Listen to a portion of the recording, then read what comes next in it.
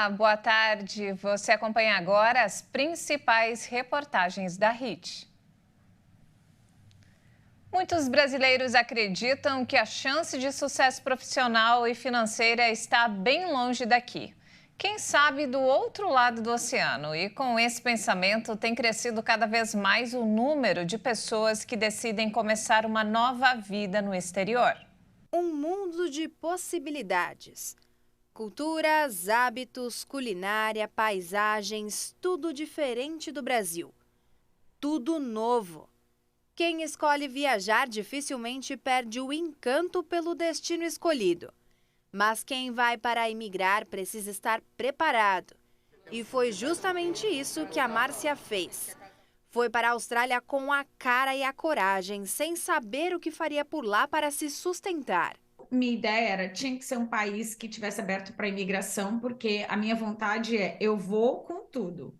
Chega lá, se eu gostar, eu fico. Então, esse país tinha que ter oportunidade de eu entrar legalizada, precisava ter oportunidade de emprego e precisava ter oportunidade de imigrar. Praticamente foram só essas três únicas coisas que eu pensei. Eu não pensei na época, assim, preciso poder de compra. Eu não entendia de poder de compra, eu não entendia de se o salário mínimo era suficiente para cobrir minhas contas. Não tive esse aprofundamento. E não é que deu certo? Ela está lá já faz mais de 20 anos e precisou se dedicar muito para manter o sonho vivo. Ela descobriu o caminho das pedras e abriu espaço para que muitas pessoas conseguissem ir para o país sem precisarem deixar a sua profissão de formação. E até mesmo quem já estava lá, mas determinado a voltar, conseguiu encontrar uma solução e permanecer no país. Eu atualizei meu LinkedIn, atualizei meu currículo, fiz um mapa, que ela tem um mapa, né, de quem quer realmente migrar. E aí, no Covid, foi quando eu realmente falei, chega, agora não tem mais opção. Ou eu volto para o Brasil, ou eu fico na Austrália. E aí foi quando eu fiz a mentoria também. E eu estava decidida que ia ficar na Austrália. Decidi, estava certo, fiz a mentoria e com 3 meses eu já consegui meu primeiro emprego como fonoaudióloga assistente. O processo para conseguir se estabilizar fora do país nativo vai muito mais além do que a paixão pelo lugar escolhido. Antes de entrar no avião, é necessário se certificar de que toda a documentação está correta e não esquecer de levar na mala um bom inglês, habilidades profissionais e deixar no Brasil os hábitos de trabalho que nós já conhecemos, porque em outros países as habilidades comportamentais são tão valorizadas quanto as habilidades profissionais. O Fábio e a Rayane são casados há 12 anos e durante a pandemia eles decidiram ir em busca de novas oportunidades. E foi quando começaram a se planejar para morar em outro país. Primeiro foi necessário escolher o destino final e depois se programar para a mudança acontecer. Como a gente vai fazer na questão de reserva de dinheiro, enfim, a gente começou a procurar novos caminhos, novos empregos até, né? Foi uma questão da gente ter vindo para São Paulo, foi essa possibilidade de poder ganhar melhor para que a gente pudesse migrar mesmo. A viagem deles já era para ter acontecido, mas eles precisaram adiar porque a Rayane descobriu que estava grávida. E a viagem da família ainda vai acontecer, mas está prevista para janeiro de 2024. A expectativa deles é muito grande, já que estão há mais de 2 anos investindo e se organizando para viver em um novo país. E durante toda a preparação, o que não pode ficar de lado é a preparação psicológica. A Grace sofreu bastante no começo da adaptação dela e chegava a ficar dias sem falar uma palavra. Foi difícil, foi desafiador. Eu acho que foi um momento onde eu me senti mais triste, depressiva, humilhada da minha vida. Porque você sente que não tem família, que não fala a língua, então você fica em silêncio total. E aí penso, eu, uma pessoa que gosta de comunicar, totalmente em silêncio.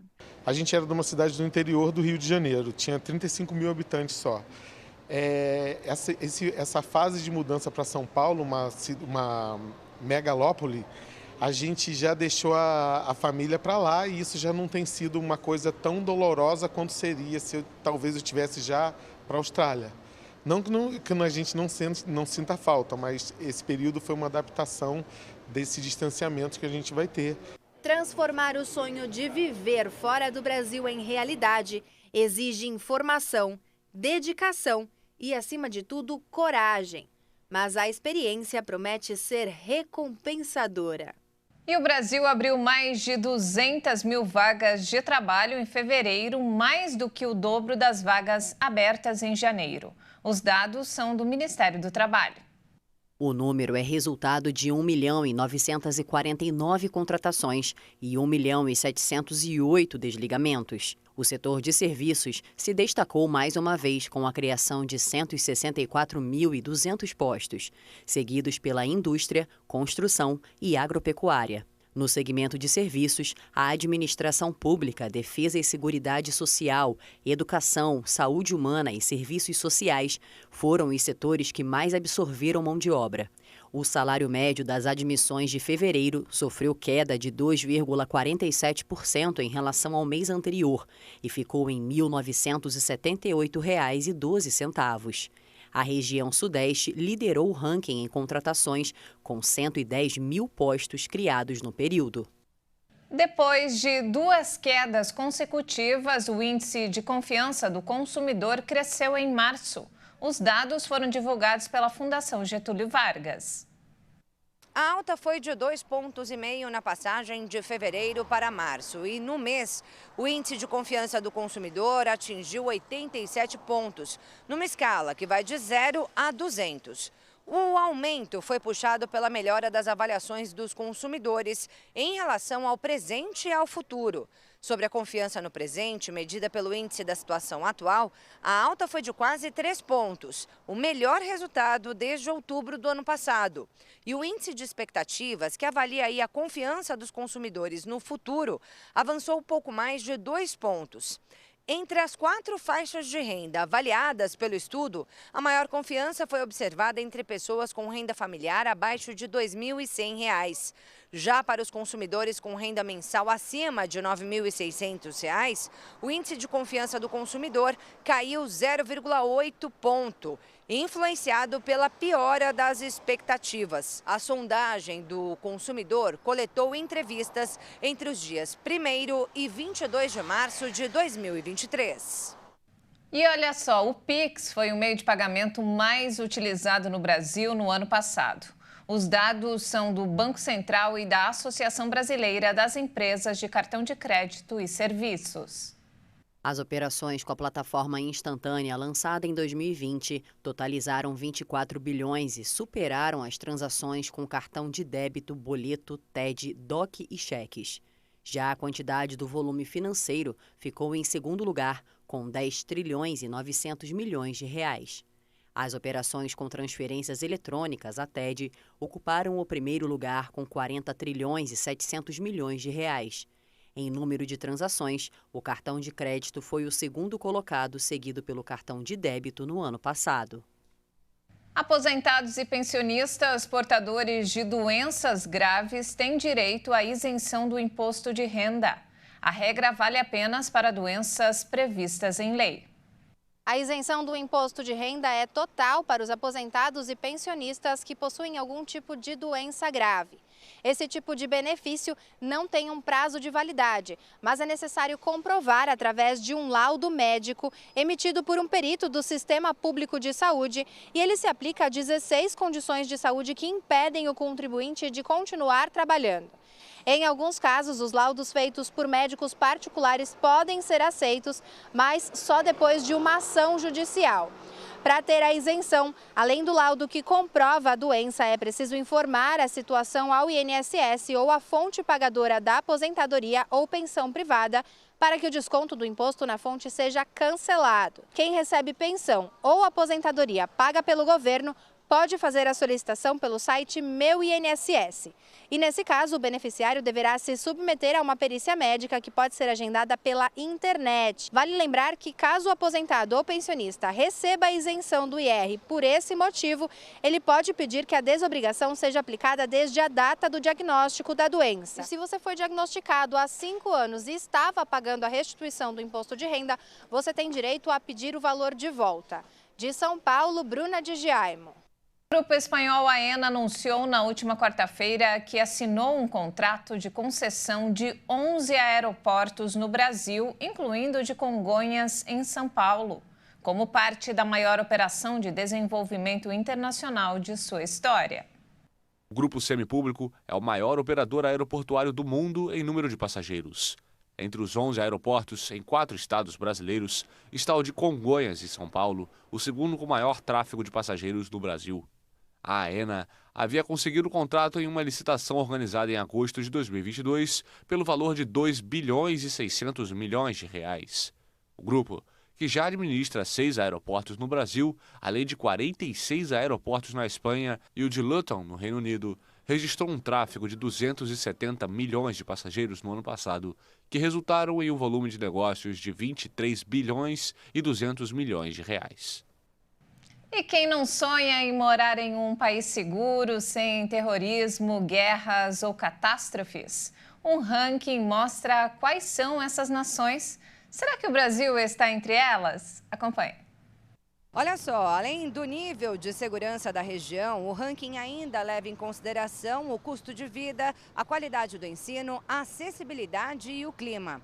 A pesquisa do US News and World Report, baseada em dados de 2021, coloca a Islândia em primeiro lugar como o país mais seguro do mundo, além de ser também o terceiro mais feliz do planeta, isso já segundo o relatório mundial de felicidade. Em segundo lugar, como mais seguro, ficou a Nova Zelândia, reconhecida pela política estável e também pelas suas baixas taxas de criminalidade, principalmente envolvendo armas de fogo. Em terceiro, vem a Dinamarca, que apresenta baixo nível de desigualdade social e corrupção, além de ter um dos mais altos índices de desenvolvimento humano do mundo. E em quarto está Portugal, que também registra baixos níveis de criminalidade e é considerado um dos países mais pacíficos da União Europeia. E por compartilhar a língua portuguesa, Portugal acaba sendo aí muitas vezes opção para os brasileiros, já que o Brasil passou bem longe dessa lista dos países mais seguros do mundo. Espero que um dia o Brasil possa entrar nessa lista. E passar por uma cirurgia é um momento tenso até para um adulto. Imagina para uma criança. Mas olha, um médico mineiro conseguiu transformar tudo em uma grande brincadeira. Ele veste os meninos e meninas com roupas de super-heróis na hora da cirurgia. E com superpoderes fica mais fácil para os pequenos encararem o desafio. De repente, uma criança com capa passa voando pelo corredor do hospital. Depois é a vez de outro super-herói aparecer correndo. E por fim, um pequeno Batman surge caminhando de mãos dadas com o médico. O doutor, aliás, aparece nos 3 vídeos. Ele é o otorrino Leandro Brandão Guimarães, de Divinópolis, Minas Gerais. O médico viralizou na internet com esses vídeos. Todas essas crianças estão a caminho da sala de cirurgia. Ele faz cirurgias em crianças há 12 anos e contou que a ideia surgiu depois de perceber o quanto era ruim ver as crianças chorando antes de entrar na sala de cirurgia. E ele transformou um momento de tensão para pais e crianças em uma brincadeira muito divertida. Afinal, quem não gostaria de ter superpoderes? Veja a seguir. Casos de dengue e chikungunya disparam no Brasil e Ministério da Saúde vê nova epidemia. E ainda, você vai conhecer a história de superação de um cachorro que é sucesso na internet. Nós voltamos em instantes. Até já!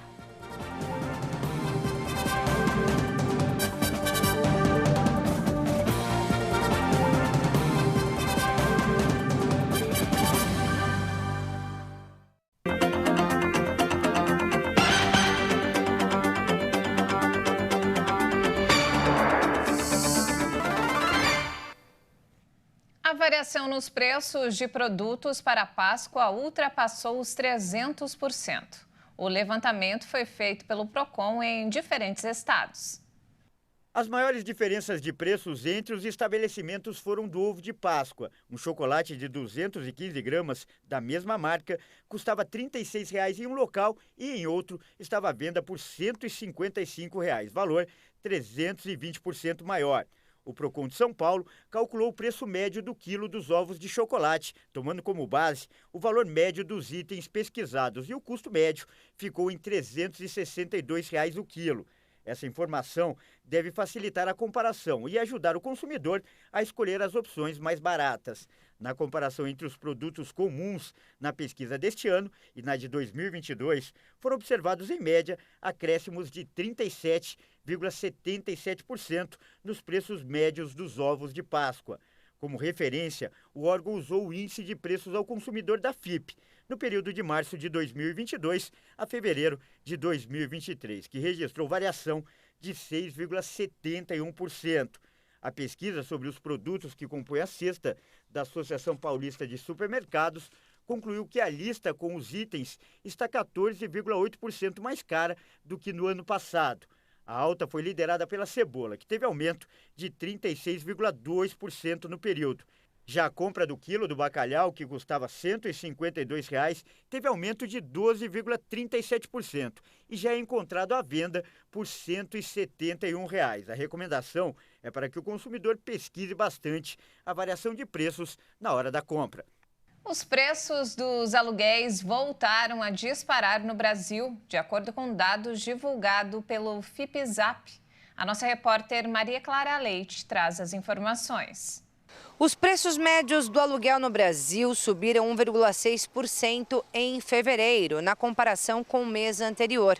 Só que esse já é o 8º avanço seguido. Em 12 meses, a alta acumulada é de 17%. As 11 capitais avaliadas registraram um aumento em fevereiro, com destaque para Florianópolis e Goiânia, onde o aluguel subiu mais de 4% no mês. Já nos últimos 12 meses, São Paulo e Rio de Janeiro é que registraram as maiores variações, 15% na capital paulista e 19% no Rio. De acordo com a pesquisa, os aumentos dos últimos meses estão relacionados à recomposição de preços após negociações mais brandas durante a pandemia, a variação dos indexadores de aluguel e a maior demanda por imóveis bem localizados para locação. Agora, a boa notícia é que, apesar dos aumentos registrados nos últimos meses, os especialistas preveem desaceleração no preço dos aluguéis daqui para frente. O Ministério da Saúde informou que instalou um centro de operações para atuar no combate à dengue em todo o Brasil.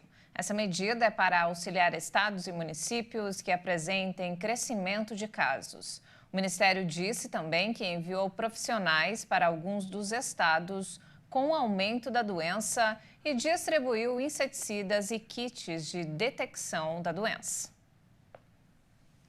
E olha só, no mês de maio, o Ministério do Desenvolvimento Agrário vai lançar um programa nacional voltado para estimular a produção de alimentos saudáveis, que vem de agroecologia da agricultura familiar, que é produzido de forma sustentável.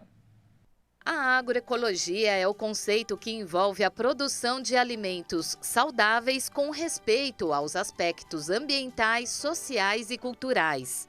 Nos últimos anos, tem sido observado a redução da diversificação dos alimentos na agricultura familiar, com estímulos, por exemplo, à produção de soja por esse segmento. Por isso, uma das frentes do programa será o desestímulo ao uso de agrotóxicos no país. Segundo a pasta, o governo federal está reestruturando a política nacional do setor, tanto que foi criado recentemente um grupo de trabalho para a reconstituição da Comissão Nacional de Agroecologia e Produção Orgânica, que terá até 45 dias para fazer a proposição para a reconstituição dessa nova comissão. Outra estrutura que está sendo remontada é o Comitê Interministerial de Agroecologia. A CONAB explicou que o Programa de Aquisição de Alimentos, relançado recentemente pelo governo federal, também deverá estimular a produção de alimentos saudáveis, com sistemas agroecológicos,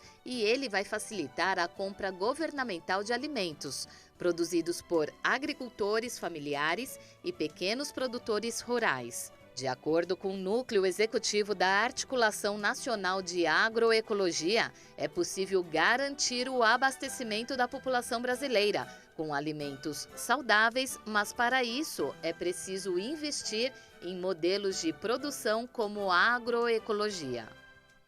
O consumo de ultraprocessados aumentou mais de 5% na última década. O dado de uma pesquisa feita pela Universidade de São Paulo preocupa. Segundo especialistas, esses alimentos estimulam o surgimento de várias doenças. Nos supermercados, os ultraprocessados estão por toda parte e muitas vezes atraem pela praticidade. É mais fácil de cozinhar em casa, a gente tem muita coisa para fazer durante o dia, mas já ajuda um pouco. Fora o preço. O bolo é mais barato comprar aqui do que comprar numa loja ou até mesmo comprar farinha, o leite, o ovo, que está tudo caro para fazer, já está pronto, já come. E ainda tem o sabor.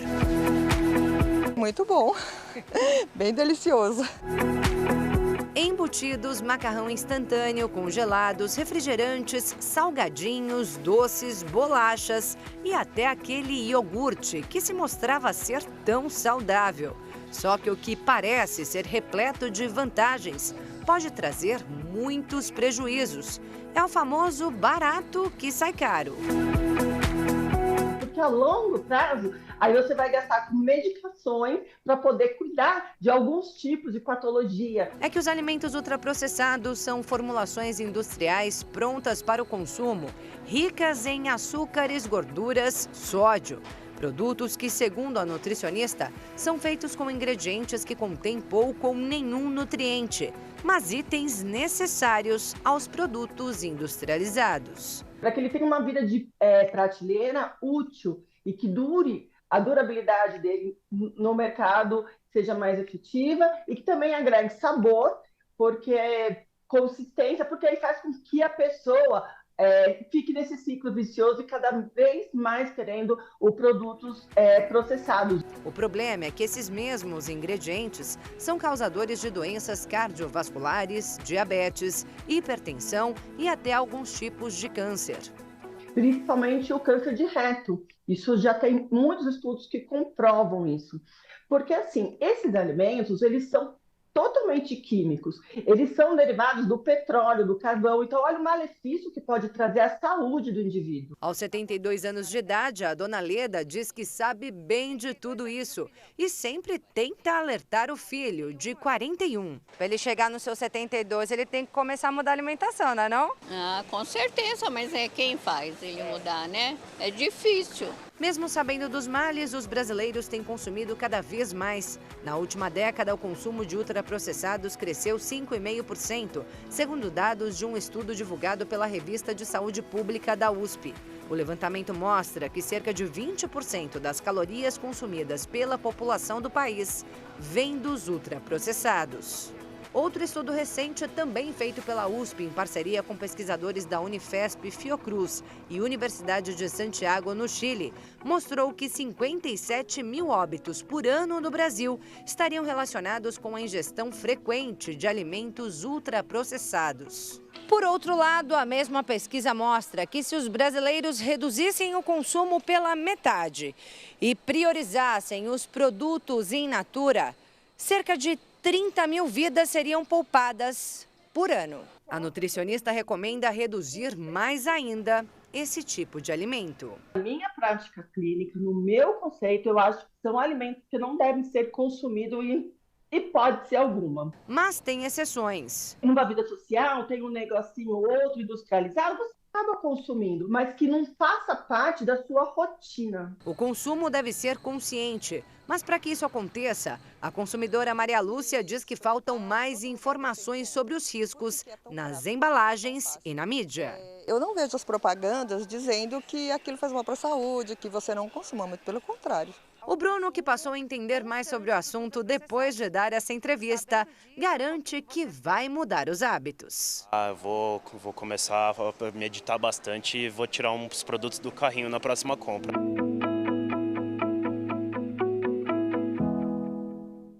E olha só, brasileiros continuam enfrentando filas para tirar o visto de negócios e turismo dos Estados Unidos da América pela primeira vez. O consulado norte-americano em São Paulo é o que mais apresenta a espera para a entrevista, que pode demorar até 18 meses. O famoso sonho americano começa aqui. Essa é a portaria do Consulado-Geral dos Estados Unidos na Zona Sul de São Paulo. E durante o dia, o movimento não para. Todos com o mesmo objetivo: tirar o visto de entrada para os Estados Unidos, mas cada um com o seu próprio sonho. Turismo. A gente vai para Orlando, Flórida. Qual o objetivo da sua viagem? Passeio mesmo. Para passeio, turismo. Onde você pretende ir? Para Disney. Miami, Orlando. Vou trabalhar numa empresa que eu trabalho no Brasil, nos Estados Unidos. Para onde você pretende ir? Para Orlando. Para Disney, para Orlando. Eu trabalhei em navio, é um visto de trabalho. Esse sonho nunca esteve tão demorado. É o que mostra um levantamento feito pelo escritório norte-americano de advocacia especializado em imigração. O tempo para conseguir um agendamento no consulado atingiu o maior patamar da história. Ao todo, são 5 consulados norte-americanos aqui no Brasil. Em Porto Alegre, a demora média de 11 meses. Em Recife, 13 meses. No Rio de Janeiro, 14.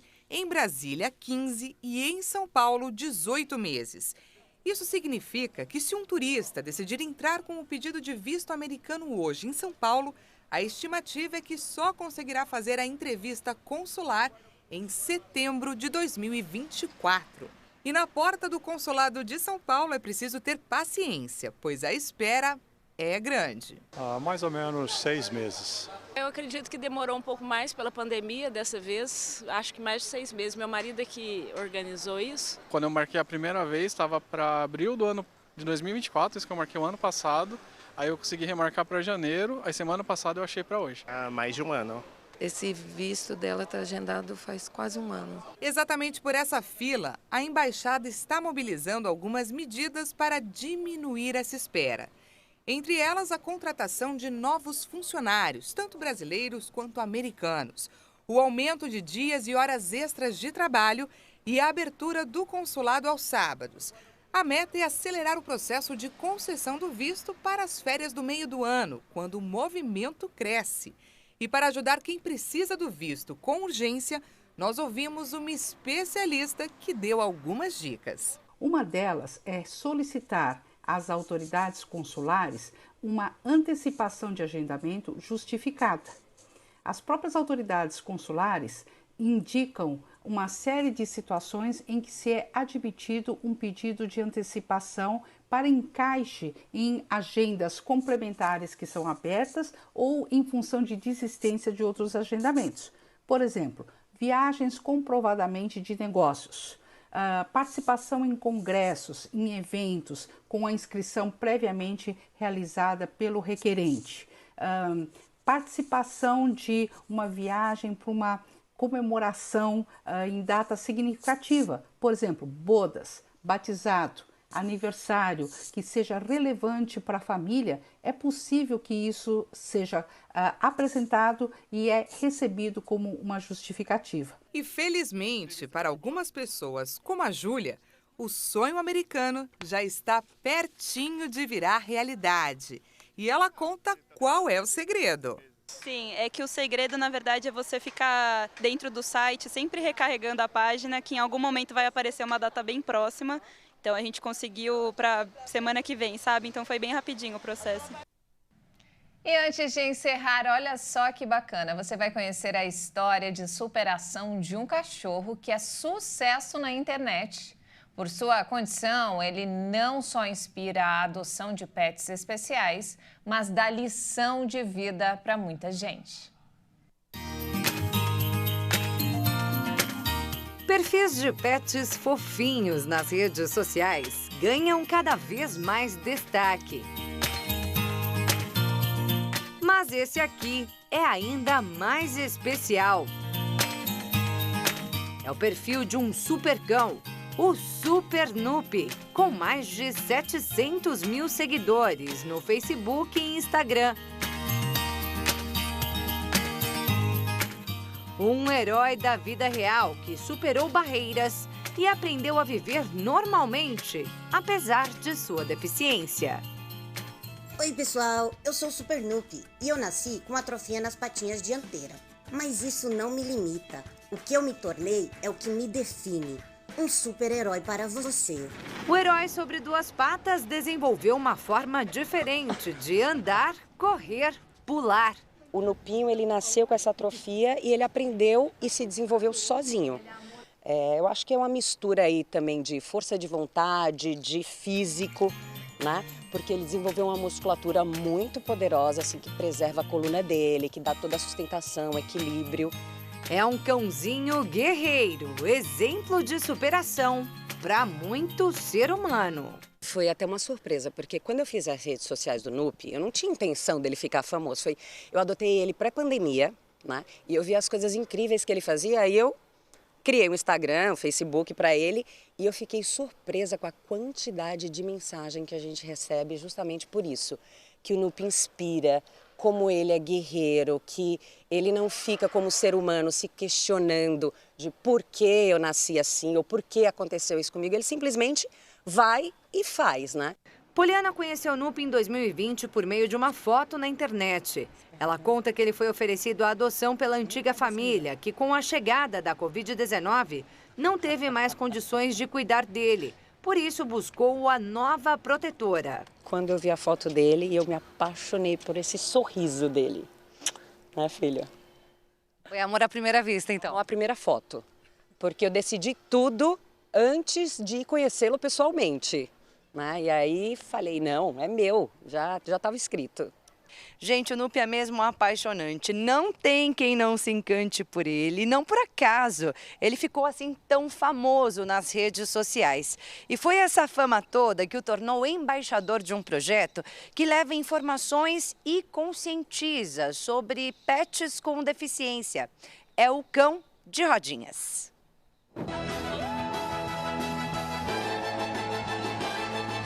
Então, aqui em São Paulo, a gente já fez algumas palestras, alguns cursos, a gente participou de eventos da cidade de São Paulo e a gente sempre tenta levar essa visão do projeto. Primeiro que a pessoa não deve pensar que está sozinha, tem muita gente com ela que pode ajudá-la.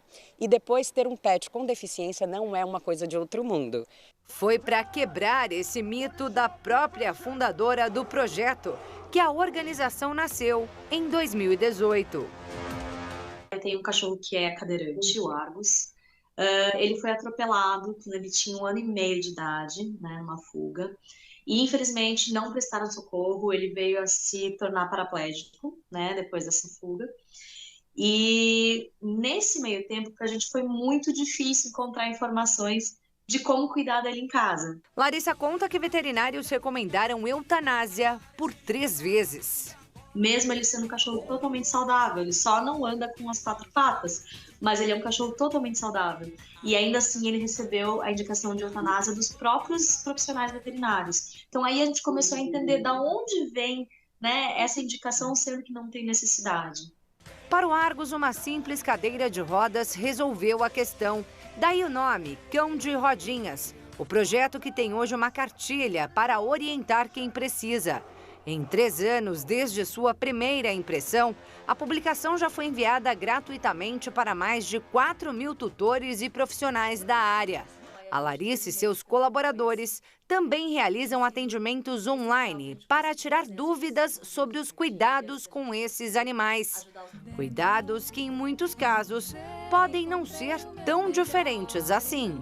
É o mesmo trabalho, assim, de adotar qualquer outro.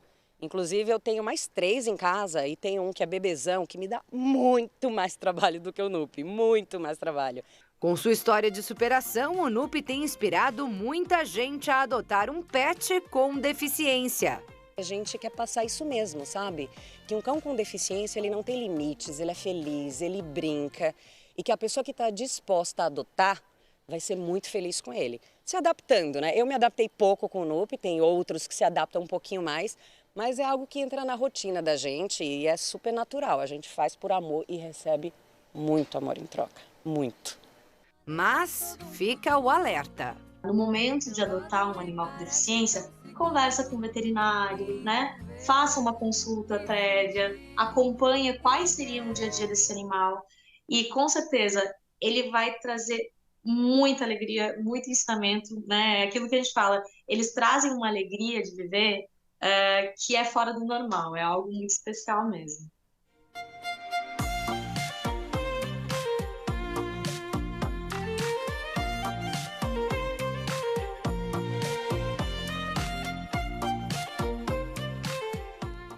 Muito lindo, que história bacana, hein? Parabéns. E não temos mais tempo, essa edição fica por aqui. Mais informações ao longo da nossa programação.